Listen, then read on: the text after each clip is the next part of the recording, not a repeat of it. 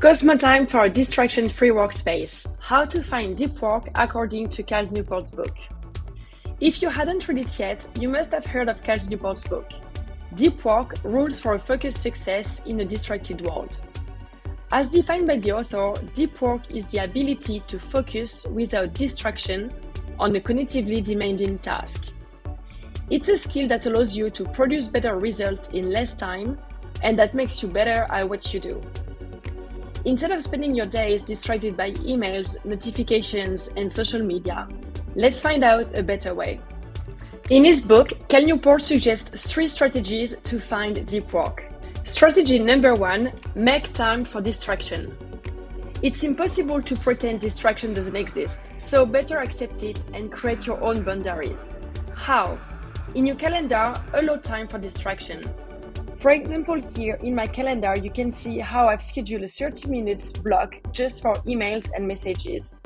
One time in the morning and one time at the end of the day. And then I've also scheduled a 15-minute break in the morning and another one in the afternoon. And then why not? You could also book a 15-minute break just for social media and catching up on news. By deliberately making time for distraction in your schedule, you allow the rest to be booked for deep work sessions. Strategy number 2, block time for deep work sessions. Cal Newport advises to create rituals. In your calendar, define when and for how long you plan to focus and work on cognitively demanding tasks. According to the book's principles, the ultimate goal is to complete 4 hours of deep work a day at the same time each day. To help you do that, I recommend you use the recurring focus block. Block time for deep work session and add tasks to it. Some pre-planning would be beneficial so that when a session starts, you already know what to focus on. I also recommend that you use the mute mode.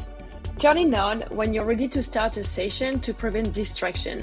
This will mute your Slack notifications and also encourage you to stay focused if you start wandering on the internet. And strategy number 3, know when to shut down.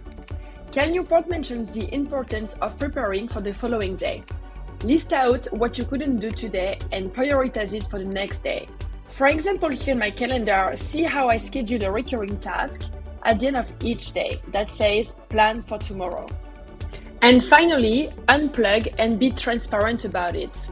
Each workday after 7 p.m., my calendar is booked out and it says time off.